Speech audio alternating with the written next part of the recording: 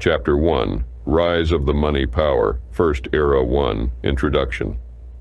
An imperialism of capital has grown up within the last 2 centuries from small beginnings, until it is now the mightiest power that has ever existed on the earth. It is an imperialism mightier than the empire of the Caesars, grander than the empire of Napoleon in the hour of his highest glory.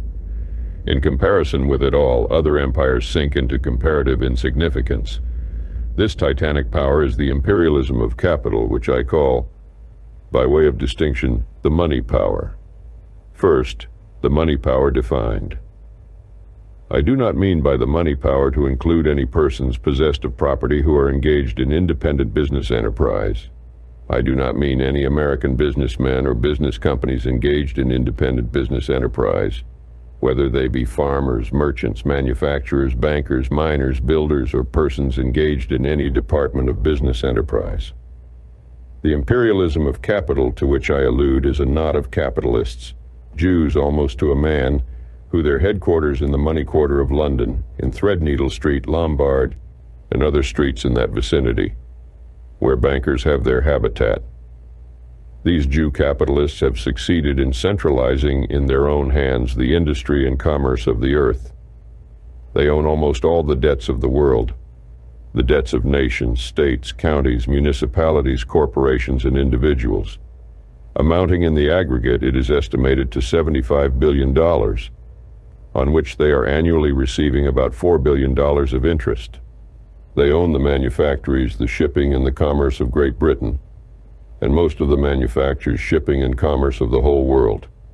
They have attained control of the industry and trade of the whole earth, and are rapidly centralizing all business in their own hands. They hold possession of all the great lines of trade and business of all kinds, and they regulate all prices by their own arbitrary methods. These Jew money kings have established a grand imperialism of industry, commerce, and wealth, which is thoroughly organized and rules in the sphere of industry and trade with autocratic sway. In our age, capital is king. This money power of the money quarter of London is the only grand preeminent imperialism existing on the earth. Monarchs severally rule their own dominions, and no one of them has preeminent power. The imperialism of capital in our time stretches the arms of its power over the whole earth. It alone sways the nations with preeminent rule. It buys all the products of the earth. It fixes all prices of all commodities without regard to the law of supply and demand by its own arbitrary will. It is imperial over industry and trade, and none can resist it. It is rapidly progressing toward its ultimate aim, of possessing itself of all the world's wealth and all the world's property. If things remain as they are, these Jew money kings will, at no distant day, have achieved their aim, and will own the earth in fee simple. Second, discovery of existence of money power. The world will be surprised at the statement that such grand imperialism of capital exists, for it has grown up so silently and has veiled its operations in such secrecy that its very existence is unsuspected. The author was as ignorant of the money power as all the rest of the world outside of the ring, until, when visiting England many years ago, he, through a combination of circumstances unnecessary to mention here, became acquainted with the existence of this grand centralization of capital in England, and was given a pamphlet that was intended for private circulation. This pamphlet, and the boastful statements of the Englishman who gave it, imparted to the author information which is carefully kept from the general public. Quotations will be made from this pamphlet later on in this work. No confidence is thereby violated, and its statements ought to be known to the world. Thus informed of the existence of the money power, the author has watched its progress for over 20 years. As events occurred, his mind, strongly magnetized as it were by this subject, seized upon and gathered to itself all facts bearing upon the question. A newspaper item, meaningless to others, was to him an important historical fact in the rise and growth of the money power. He has thus, point by point, gathered the materials for the sketch which here follows. Before quoting from the pamphlet just mentioned, it will better, in order to give consecutiveness to the subject, first trace the rise of the money power. and then to make quotations to show that it was already a grand imperialism in the decade extending from 1860 to 1870. 2. First era in the rise of the money power.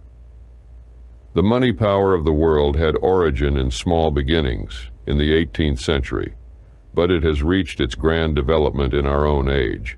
It had its origin in the British East India Company and has grown up so quietly that its grand centralization has not attracted the attention of mankind. Indeed, it has only become powerful enough in our own age to produce startling effects upon the industry of the world. In the ages before the invention of the steam engine, the chief commerce of the world consisted in the interchange between the temperate zone and the tropics. There was but little interchange between the different countries of the temperate zone, for all having the same climate and agricultural productions, each country produced sufficient for its own consumption, and all manufactures being wrought by hand, each country had enough manufactures for the supply of its own needs, except a few articles of luxurious consumption. The chief commerce of the world consisted in the exchange of some of the products of the temperate zone, especially specie, for articles of luxurious consumption, sugar, tea, coffee, indigo, opium, and the spices, contributed by the tropics to the commerce of the world. This commerce has always enriched the nation which carried it on, and made its merchants the great commercial magnates of the earth. In ancient times, the Phoenicians possessed it for 2,000 years, and it made them the great merchants of the earth. The share of Egypt in the traffic gave to that country its great wealth in the early eras of the monarchy. In the age of Solomon, the Jews possessed the eastern end of the traffic for a generation, and it so enriched them that silver was in Jerusalem as stones. The development of this commerce was the sphere in which was displayed the proverbial wisdom of Solomon, and it constituted the chief glory of his reign. The power of the Assyrian Empire was largely based upon the possession of the eastern end of this commerce, the conquests of the empire along the Mediterranean having broken up the old line of the trade by way of the Red Sea. To obtain possession of this commerce was the aim of the conquests of Nebuchadnezzar, the founder of the Babylonian Empire. He carried the traffic through Babylon and up the Euphrates, across Syria and Asia Minor, and gave the western end of the traffic to the Lydians and the Ionian Greeks. This was the origin of the proverbial wealth of Croesus, which the Greeks, in their ignorance of the commercial relations of the East, attributed to the gold washed from the placer mines of the river Pactolus.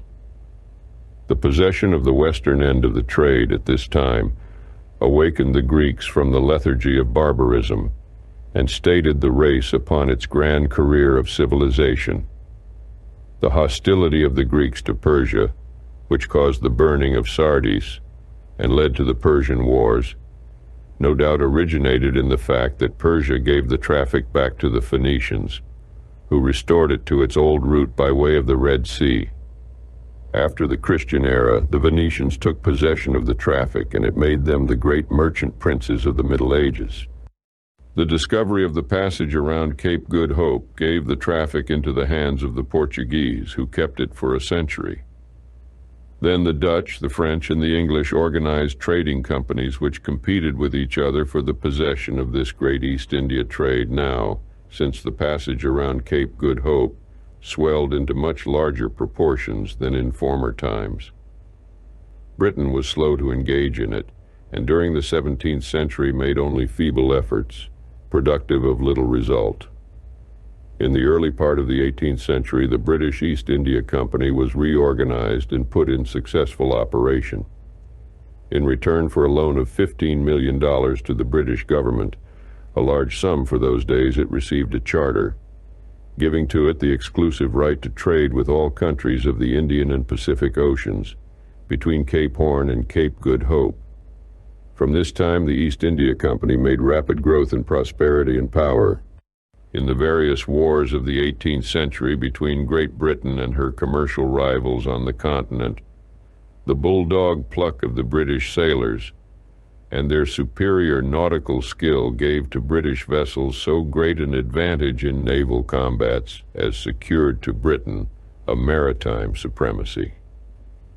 The British East India Company prospered, not only by the usual gains of traffic, but also by taking possession of the trading stations of its commercial rivals, from which they were dispossessed by conquest.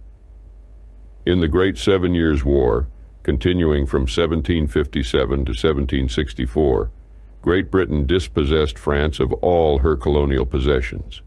In India, at the same time, through the genius and energy of Clive, the British East India Company laid the foundation of its imperial greatness. Historical authorities date the rise of the East India Company to imperial power at the victory of Plassey, 1757 AD. In 1764, it was an empire exercising imperial sway in Bengal over a territory containing a population of 40 millions and yielding larger revenues than those of the Austrian Empire, at that time the greatest European power. In 1764, the British East India Company was the grandest and richest corporation in the world. It was the only corporation which ruled a territorial empire. It was enriched by traffic, by the extension of its trade through the conquest of the trading stations of its continental rivals, and by the wholesale plunder of India. It had been from the first the best investment of capital to be found in the British Islands. Its stock was eagerly taken by all who had the means. The mercantile class took as much stock as they could afford, but as we know, merchants usually have little more capital than they need for their regular business. The British landed aristocracy had large incomes from their estates, and being under a necessity of seeking the best investments in order to portion their younger children, they made large investments in the East India Company. But the great capitalists of that age were the Jews. They were the money holders. They subscribed largely to the stock, and as in each generation the stock of the aristocracy was sold to portion younger children, the Jews, always economical, always full of money, and always in search of the best investments, bought the stock thrown upon the market. Thus it came to pass that the greater part of the stock of the East India Company and of the other companies afterwards organized out of the dividends of that great company fell into the hands of the Jews. The Jews became the great money kings of the world. Under the impulse of Jew exactions, the career of the East India Company in India was a continued series of trickery, wrong, exaction, theft, robbery, and murder. In the 18th century, the Mughal Empire was in the last stages of decay, and the East India Company, in its dealings with the native states and princes of India, constantly shifted its ground as expediency required, sometimes treating them as independent states, and sometimes as dependencies of the Mughal Empire. It hired its soldiers to one native prince to enable him to conquer another. It sold its favors on every side, and when the opportunity came, it devoured the treasures and the territory of friends and foes alike. History presents no career of conquest in which fraud, deceit, and rapine were so blended as in the conquest of India by the East India Company. It was the first example in the history of the world of a trading corporation becoming an imperial power, and its imperial rule was marked by the rapacity, chicane, and fraud that characterizes a great corporation in the soulless and conscienceless pursuit of gain. From 1764, the East India Company had control of the grand trade between the temperate zone and the tropics. It continued its conquests in India until, in 1857, the date of the Sepoy Mutiny, it ruled almost the whole peninsula. The money kings who controlled it possessed an empire compared with which the possessions of the Phoenicians and Carthaginians and all their predecessors were as nothing, and they attained a domination over industry and trade without a parallel in the annals of the world.